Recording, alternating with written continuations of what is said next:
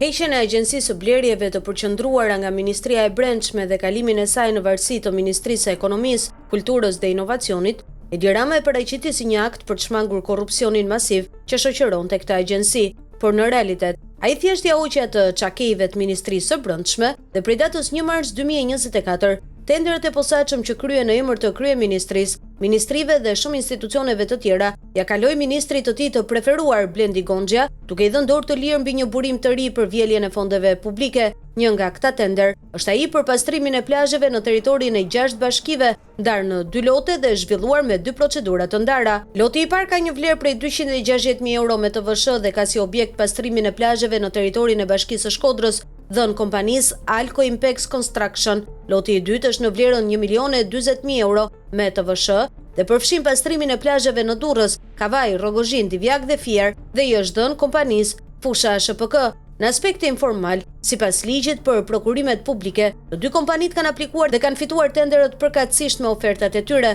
por ministri Blendi Gonxha, në maskën e agjencisë në varësi të tij, ka zhvilluar një proces tërësisht jashtë kompetencave të Ministrisë së Ekonomisë, Kulturës dhe Inovacionit. Së pari, sepse të gjitha bashkitë përkatëse kanë ndërmarrje pastrimi dhe është detyrë e tyre ligjore të pastrojnë plazhet me fondet e veta ose nëpërmjet granteve të akorduara nga qeveria. Së dyti, sepse një pjesë e madhe e vijës bregdetare u është dhënë me kontrata përdorimi hoteleve, resorteve dhe operatorëve të lidhur me pushtetin, të cilët sipas kontratave të lidhura me Ministrinë e Mjedisit dhe Bashkitë janë të detyruar të pastrojnë vetë këto hapësira. Pra kemi një shërbim që ose është i kryer, ose duhet të kryhet nga dikush tjetër dhe jo nga buxheti i shtetit. Me këtë manovër, Blendi Gonxha, i njohur si mjeshtër i pazareve me letra dhe procedura fiktive, ka ndërtuar një skem të qartë për përfitime dhe shpërblime politike nëpërmjet tenderëve të fryrë të panevojshëm. Fakti që kjo bëhet për shërbime që janë tashmë të kontraktuara ose të detyrueshme nga përdoruesit privat të Bregdetit, e bën këtë tender një akt të pastër abuzimi me fondet publike,